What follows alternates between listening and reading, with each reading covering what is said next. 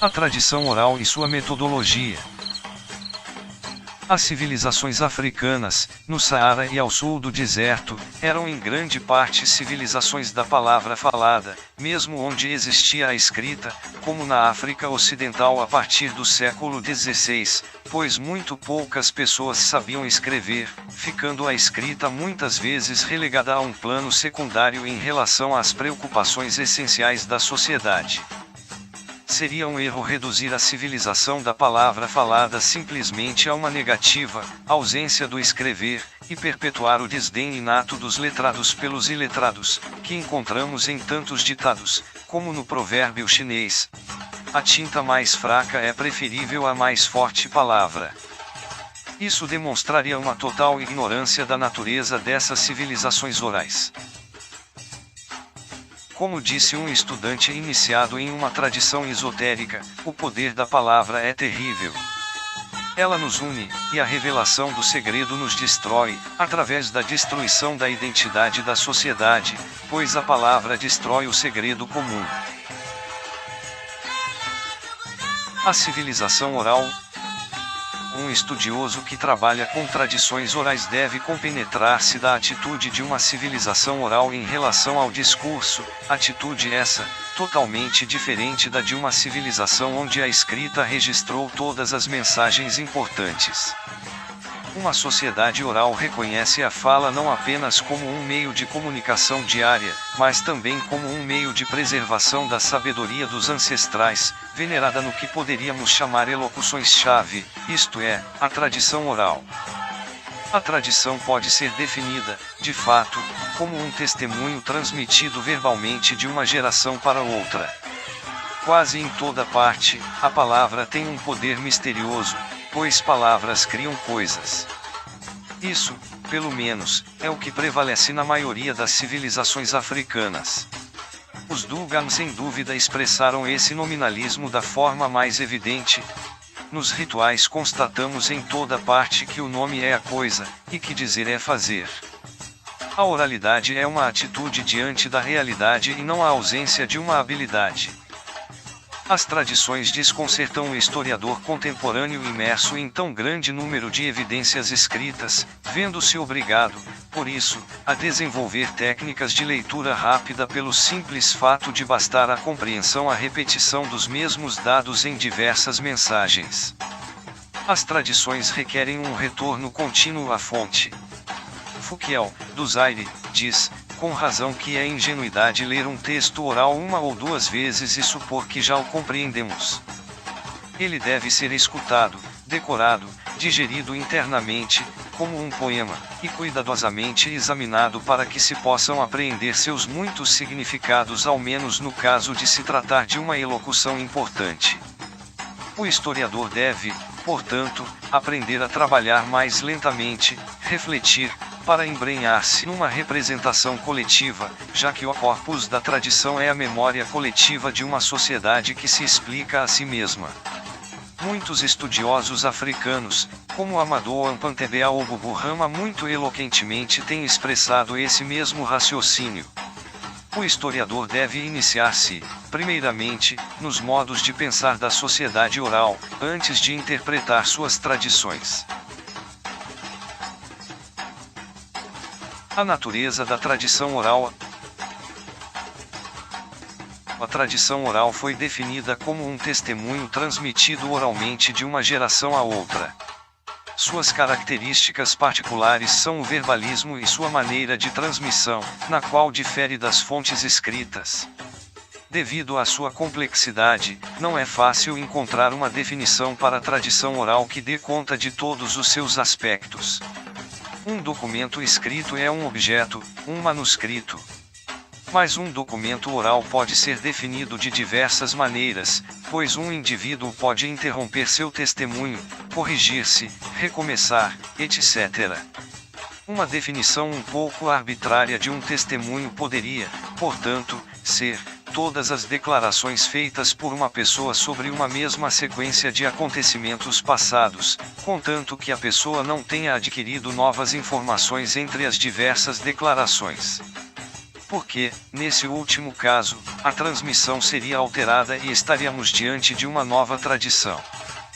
Algumas pessoas, em particular especialistas como os griots, conhecem tradições relativas a toda uma série de diferentes eventos. Houve casos de uma pessoa recitar duas tradições diferentes para relatar o mesmo processo histórico. Informantes de Ruanda relataram duas versões de uma tradição sobre os Tutsi e os Hutu. Uma, segundo a qual, o primeiro Tutsi caiu do céu e encontrou o Hutu na terra. E outra, segundo a qual Tutsi e Hutu eram irmãos. Duas tradições completamente diferentes, um mesmo informante e um mesmo assunto. É por isso que se inclui uma mesma sequência de acontecimentos na definição de um testemunho. Enfim, todos conhecem o caso do informante local que conta uma história composita, elaborada a partir das diferentes tradições que ele conhece. Uma tradição é uma mensagem transmitida de uma geração para a seguinte. Mas nem toda informação verbal é uma tradição.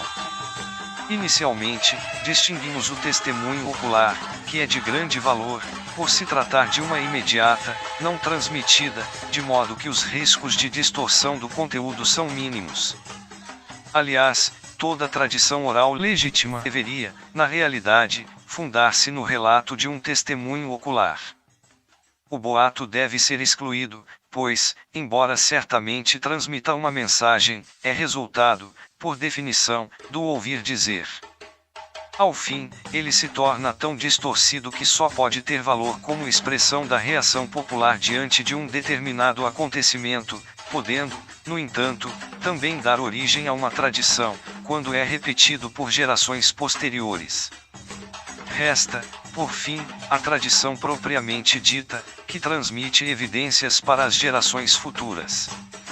A origem das tradições pode, portanto, repousar num testemunho ocular, num boato ou numa nova criação baseada em diferentes textos orais existentes, combinados e adaptados para criar uma nova mensagem. Mas somente as tradições baseadas em narrativas de testemunhos oculares são realmente válidas, o que os historiadores do Islã compreenderam muito bem. Desenvolveram uma complicada técnica para determinar o valor dos diferentes hadiths, ou tradições que se pretendiam palavras do profeta, recolhidas por seus companheiros. Com o tempo, o número de hadiths tornou-se muito grande, e foi necessário eliminar aqueles para os quais a cadeia de informantes, isnad, que ligava o erudito que as havia registrado por escrito a um dos companheiros do profeta não podia ser estabelecida.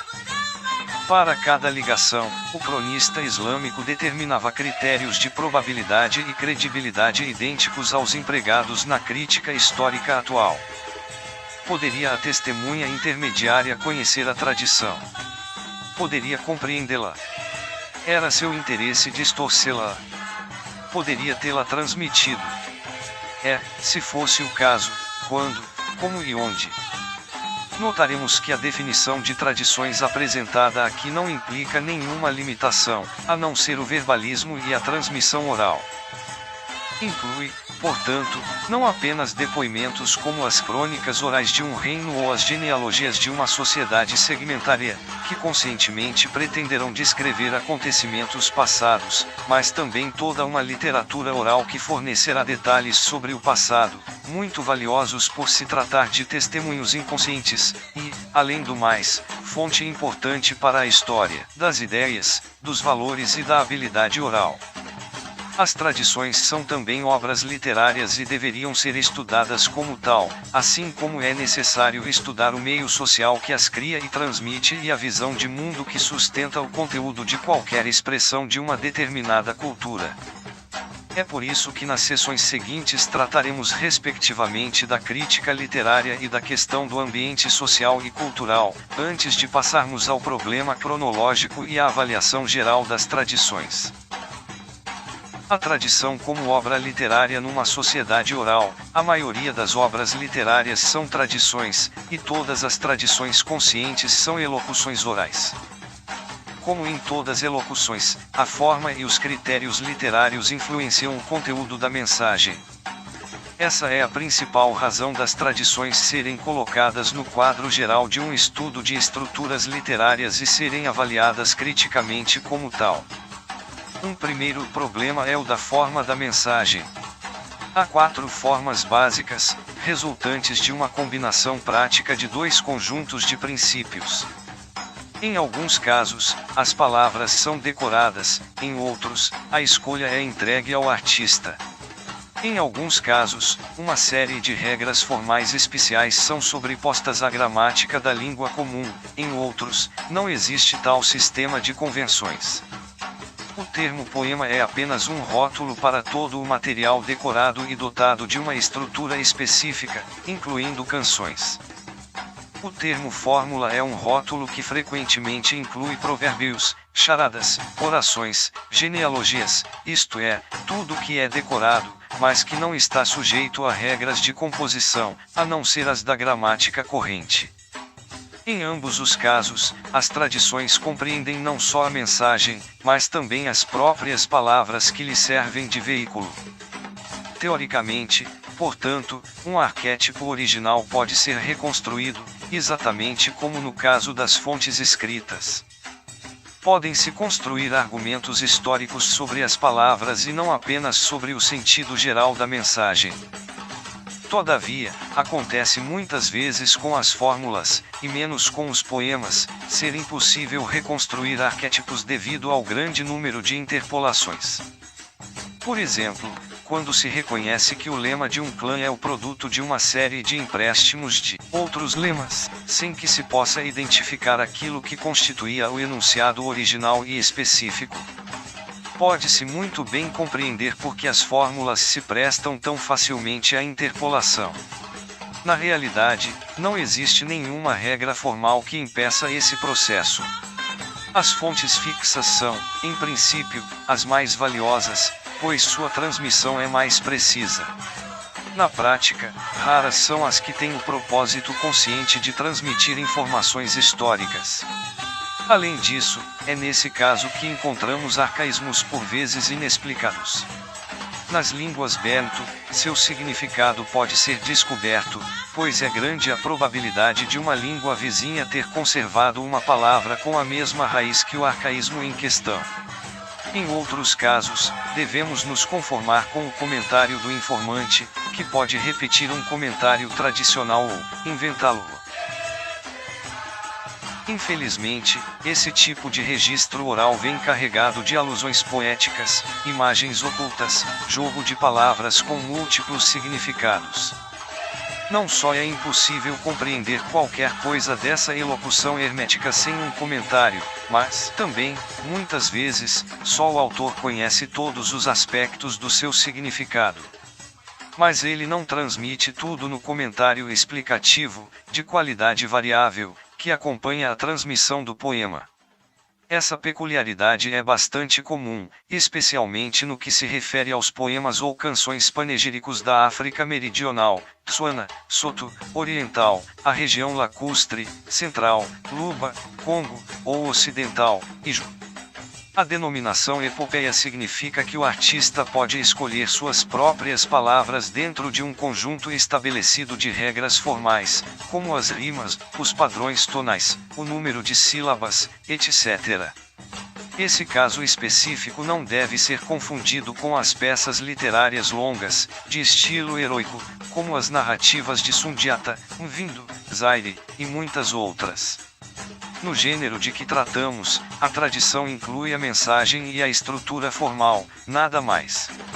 Muitas vezes, entretanto, encontramos versos característicos, que servem para preencher espaço ou, que simplesmente lembram ao artista o quadro ou a estrutura formal. Alguns desses versos provavelmente datam da criação da epopeia. Tais epopeias existem na África. Acreditamos que sim e que algumas formas poéticas, de Ruanda especialmente, assim como as canções Fábulas dos Fé, Camarões Gabão, pertencem a essa categoria. Devemos notar que não se pode reconstruir um verdadeiro arquétipo para esses poemas épicos porque a escolha das palavras é deixada ao artista.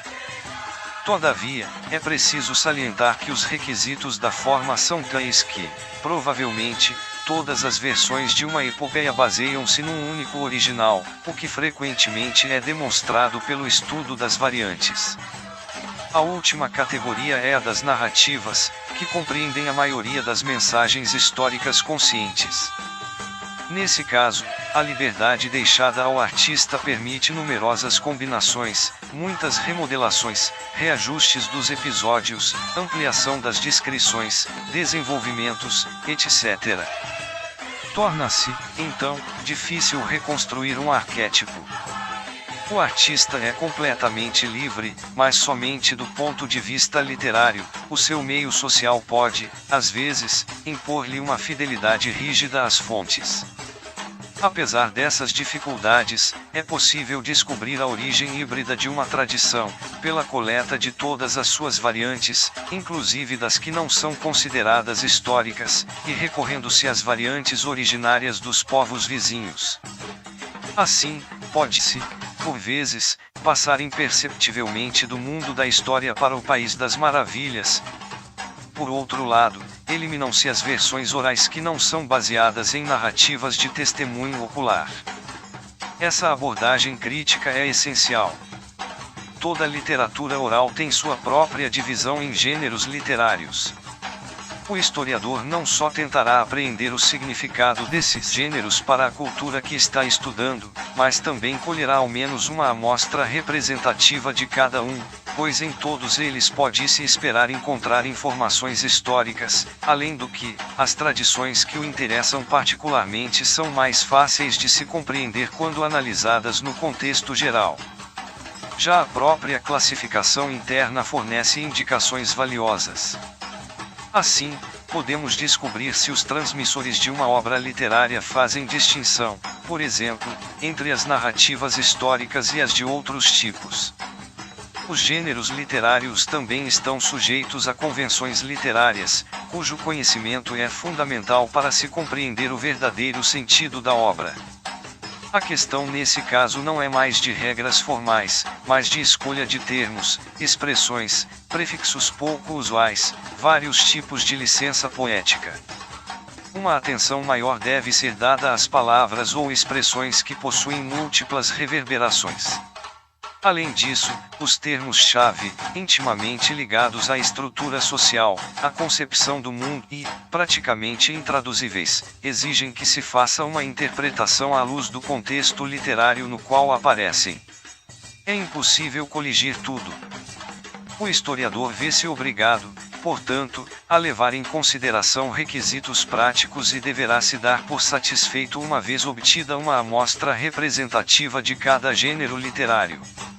Somente através da catalogação dos vários tipos de narrativa pertencentes ao grupo étnico em estudo, ou a outros grupos, é possível discernir não só imagens ou expressões favoritas, mas também os episódios estereotipados, como nas narrativas que se poderia classificar como lendas migratórias, Vandersagen. Por exemplo, uma narrativa luba das margens do lago Tanganyika conta como um chefe livrou-se de outro, convidando-o a sentar-se num tapete sob o qual havia sido cavado um poço contendo estacas com pontas afiadas. O chefe sentou-se e morreu. O mesmo quadro pode ser encontrado dos grandes lagos até o oceano, e também entre os Peudoliptako, Alto Volta, os Alça, Nigéria, e os Mocidiatenga, Alto Volta. A importância desses episódios clichês é óbvia. Infelizmente, não possuímos nenhum livro de referências útil que trate deles, embora H. Bauman mencione muitos temas clichês que ocorrem em narrativas sobre as origens de diversos povos. Já é tempo de se estabelecerem catálogos práticos para a pesquisa desses estereótipos. Os chamados índices de motivos populares, Folk-Motive Index, são de difícil manuseio, e confusos, pois se baseiam em características de menor importância, escolhidas arbitrariamente, enquanto, nas narrativas africanas, o episódio representa uma unidade natural em um catálogo. Uma vez encontrado um clichê desse tipo, não é correto rejeitar toda a tradição, ou mesmo a parte que contém essa sequência de eventos, como destituída de valor. devemos, sim, explicar por que o clichê foi utilizado. No caso mencionado, ele simplesmente explica que um chefe elimina outro e acrescenta uma descrição de como isso foi feito, que é fictícia mas agrada aos ouvintes. Com mais frequência, perceberemos que esse tipo de clichê constrói explicações e comentários para dados que podem ser perfeitamente legítimos. A crítica literária levará em consideração não apenas os significados literal e pretendido de uma tradição, mas também as restrições impostas, para a expressão da mensagem, por requisitos formais e estilísticos. Avaliará o efeito da distorção estética, muito frequente. Afinal, mesmo as mensagens do passado não devem ser enfadonhas demais. É neste ponto que a observação das representações sociais relativas à tradição é de fundamental importância. Dizemos representação em lugar de reprodução, porque na maioria dos casos está em jogo um elemento estético. Se os critérios estéticos prevalecerem sobre a fidelidade da reprodução, ocorrerá uma forte distorção estética, refletindo o gosto do público e a arte da pessoa que transmite a tradição.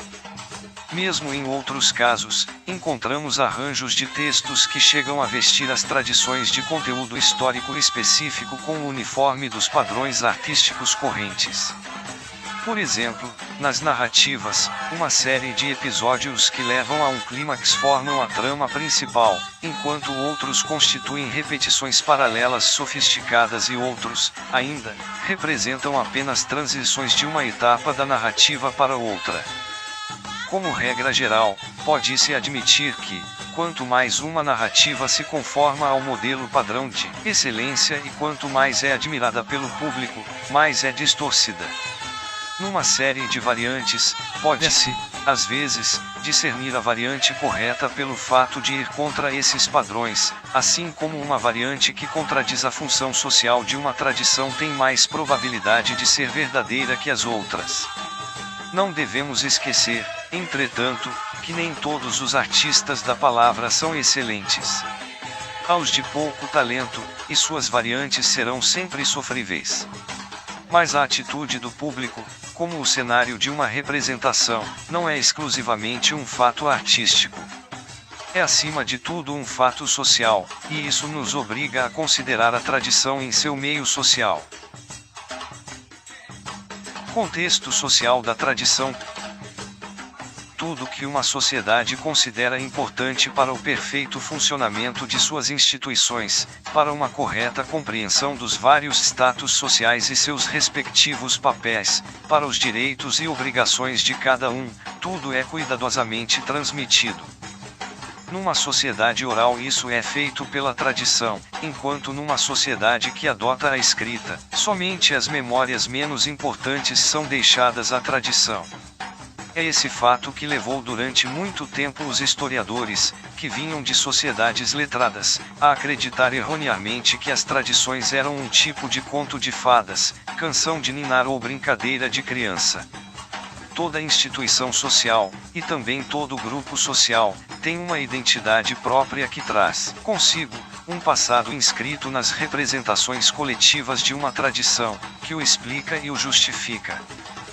Por isso, toda tradição terá sua superfície social, utilizando a expressão empregada por H. Newton. Sem superfície social, a tradição não seria mais transmitida e, sem função, perderia a razão de existência e seria abandonada pela instituição que a sustenta.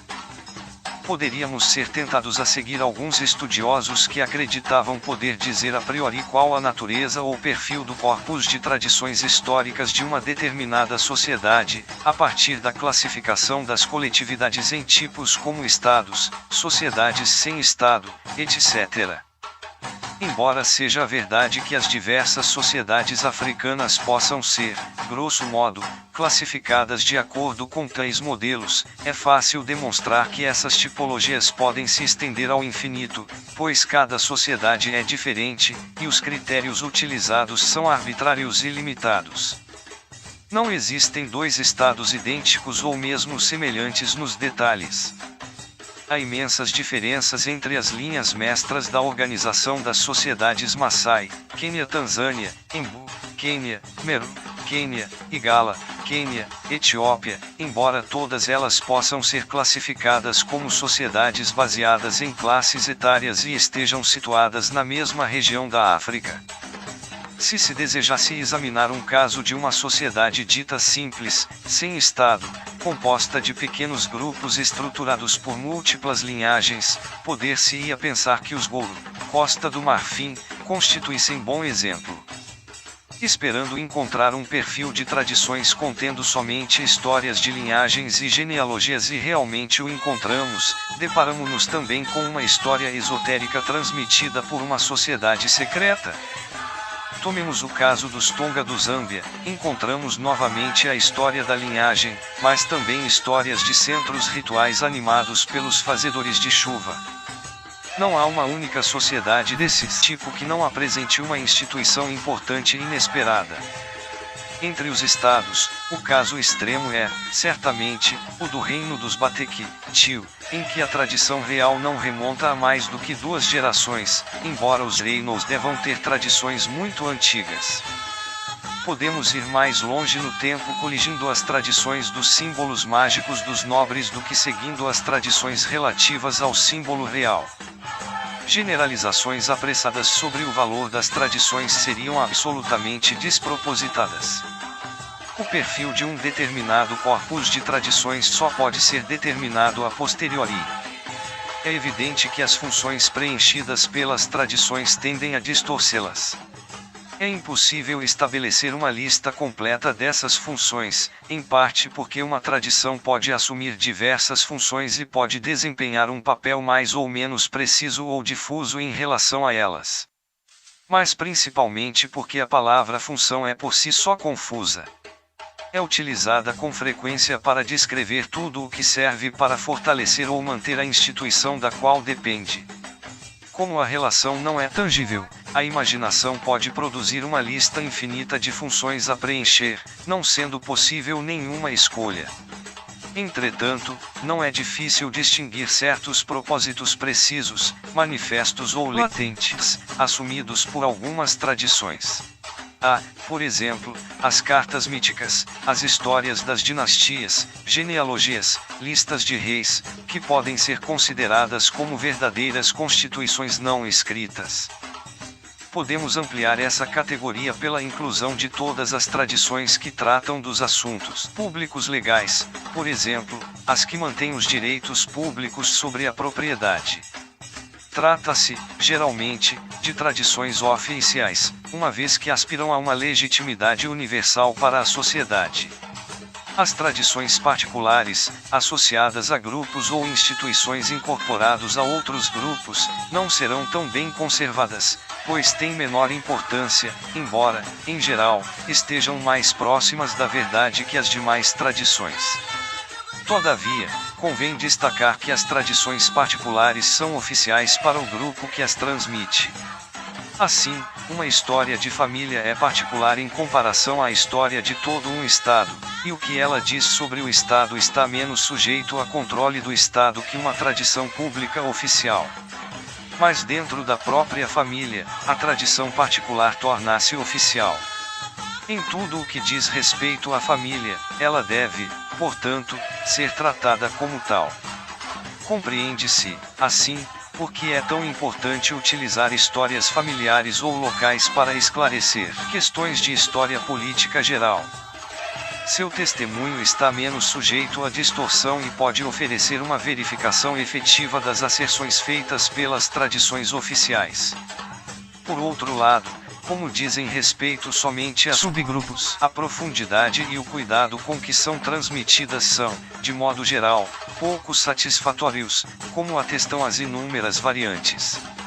Entre outras funções comuns, podemos mencionar sucintamente a religiosa e a litúrgica, como realizar um ritual, as funções jurídicas particulares, precedentes, as estéticas, didáticas e históricas, a função do comentário de um registro oral esotérico e a que os antropólogos chamam de função mítica.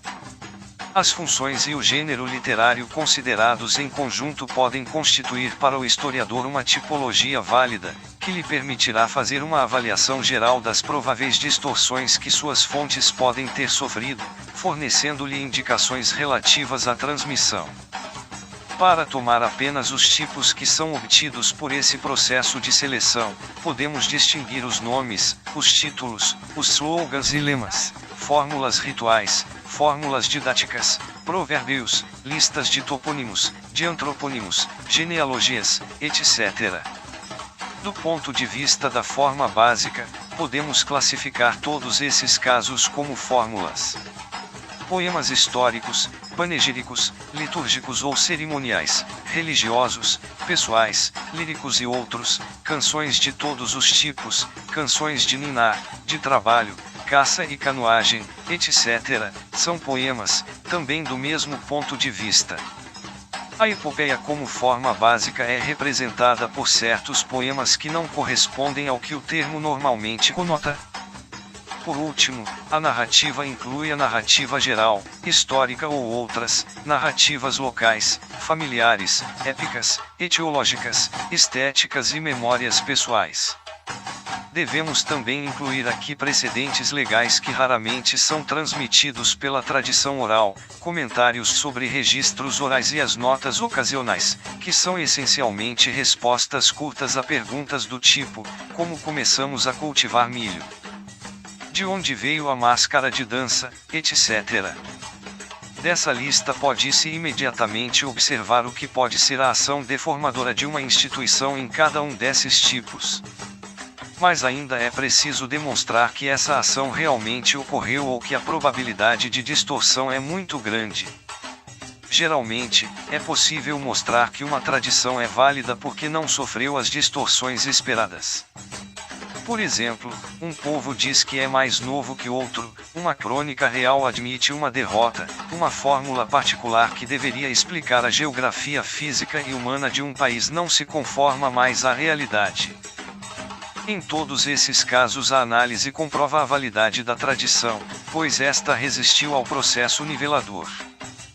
Em seu trabalho sobre o fenômeno da escrita, capacidade de ler e escrever, Wood e Watt afirmam que uma sociedade oral tende, constante e automaticamente, à homeostase, que apaga da memória coletiva, daí a expressão amnésia estrutural, qualquer contradição entre a tradição e sua superfície social.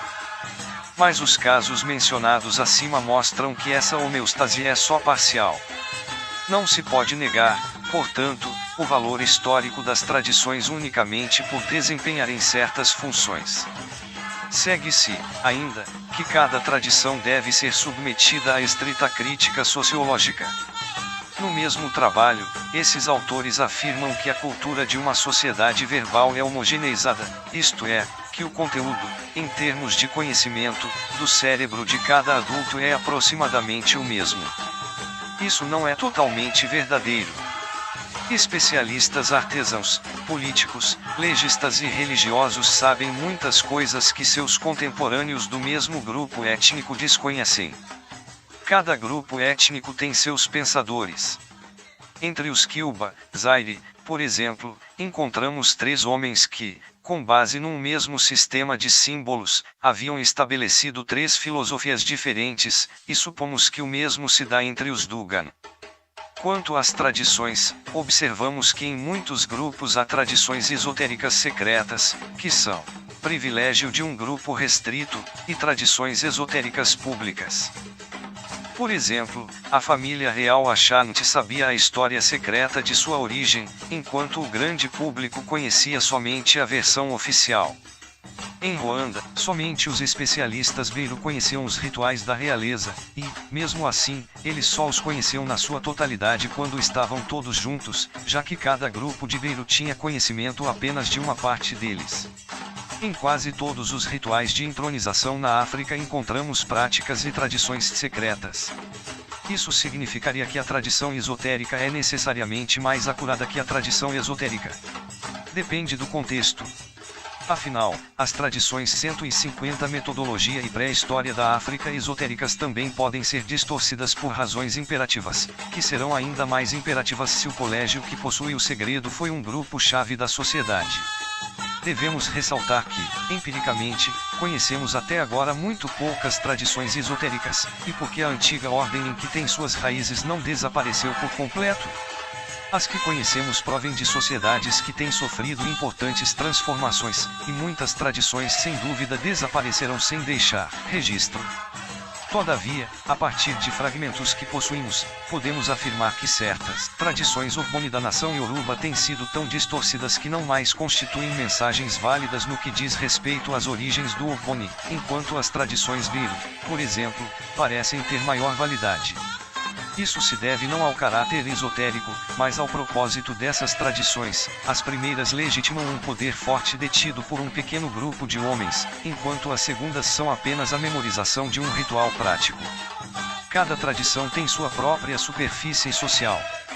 Para encontrar as tradições e analisar a qualidade de sua transmissão, o historiador deve, portanto, conhecer, o mais detalhadamente possível, o tipo de sociedade que está estudando. Deve examinar todas as suas instituições para isolar as tradições, e também esmiuçar todos os gêneros literários para obter informações históricas. É o grupo dirigente de uma sociedade que retém a posse das tradições oficiais, e sua transmissão é geralmente realizada por especialistas, que utilizam meios mnemotécnicos, geralmente canções, para reter os textos. Às vezes há o controle de colegas em ensaios privados ou na representação pública associada a uma cerimônia importante. Os especialistas, entretanto, nem sempre estão ligados ao poder. É o caso dos genealogistas, dos tamborileiros de chefes ou de reis, dos guardas de túmulos e dos pregadores de religiões nacionais. Mas há também especialistas em outros níveis. Entre os Xhosa, África do Sul, há mulheres especializadas na arte de representar histórias engraçadas, Sumi. Há também outros que sabem fazê-la, mas não se especializam nisso. Estes geralmente tomam parte em espetáculos populares. Alguns celebrantes de ritos religiosos também são especialistas em tradições orais. Os guardas dos Ondoroshona, Zimbábue, conhecem a história dos espíritos confiados à sua guarda. Alguns, como os griots, são trovadores que reúnem tradições em todos os níveis e representam os textos convencionados, diante de uma audiência apropriada, em certas ocasiões: casamento, morte, festa na residência de um chefe, etc. É raro não haver especialização, mesmo no nível da história da terra ou da família. Sempre há. Em alguns países, essas pessoas fazem parte da classe governante, é o caso, por exemplo, do Bendinaba, chefe dos tambores, dos Mossi. Indivíduos socialmente superiores, os Abashingatabi do Burundi para questões de terra, por exemplo, ou de maior aptidão encarregados da memorização e transmissão das tradições. Enfim, uma última categoria de pessoas bem informadas, para as quais dificilmente podemos aplicar o termo especialista, é constituída por indivíduos que vivem perto de lugares históricos importantes. Nesse caso, o fato de se viver exatamente no local, por exemplo, onde uma batalha foi travada, atua como meio mnemotécnico no registro da tradição. Um exame da superfície social torna possível, portanto, descobrir tradições existentes, colocá-las em seu contexto, achar especialistas responsáveis por elas e estudar as transmissões. Esse exame também torna possível descobrir indicações valiosas sobre a frequência e a forma das próprias representações. A frequência é um indicador da fidelidade da transmissão. Entre os Dugan, Mali, o ritual do Sigi é transmitido somente uma vez a cada 60 anos aproximadamente. Isso favorece o esquecimento, são muito raros os que já viram 2 Sigi e apreenderão o suficiente na primeira representação para serem capazes de dirigir a segunda. Somente as pessoas com 75 anos, pelo menos, podem fazê-lo. Podemos supor que o conteúdo do Sigi e a informação fornecida variarão mais radicalmente que uma forma de tradição como a de um festival no sul da Nigéria que é repetido todo ano. Mas, por outro lado, uma frequência elevada de representações não significa necessariamente uma fidelidade acentuada na transmissão. Isso vai depender da sociedade em questão. Se a sociedade necessita de uma fidelidade estrita, a frequência ajudará a mantê-la. É o caso das fórmulas mágicas, como, por exemplo, certas fórmulas para exorcizar a bruxaria. Explica-se, assim, porque algumas fórmulas Guon, Zaire, para fazer parar a chuva situam-se num contexto geográfico tão arcaico que nenhum dos elementos mencionados pode ser encontrado na região Guon atual. Por outro lado, se a sociedade não atribui nenhuma importância à fidelidade da transmissão, a grande frequência da representação altera a transmissão mais rapidamente do que uma frequência menor. Temos, por exemplo, o caso das canções à moda e especialmente das narrativas populares mais apreciadas. Tudo isso pode e, de fato, deve ser verificado pelo estudo das variantes coletadas. Seu número é um reflexo direto da fidelidade da transmissão. Ao que parece, as alterações tendem invariavelmente a aumentar a homeostase entre a instituição e a tradição que a acompanha. Nesse ponto Gould e Watt têm certa razão. Se as variantes existem e mostram uma tendência bem definida, podemos deduzir que as menos conformistas em relação aos objetivos e funções da instituição são as mais válidas. Além disso, é possível, por vezes, mostrar que uma tradição não é válida, seja em caso de ausência de variantes, quando a 152 metodologia e pré-história da África tradição tornou-se um clichê do tipo, viemos todos de X, X correspondendo perfeitamente às necessidades da sociedade, seja quando, como na narrativa popular, as variantes são tão divergentes, que é quase impossível reconhecer o que constitui uma tradição e a separa das outras. Nesse caso, torna-se evidente que a maioria das versões são elaborações mais ou menos recentes, que têm por base outras narrativas populares. Nesses dois casos extremos, entretanto, é preciso poder demonstrar que a ausência de variantes realmente corresponde a uma forte motivação da sociedade, assim como a proliferação de variantes corresponde a considerações estéticas ou a uma necessidade de divertimento que suplanta qualquer outra consideração.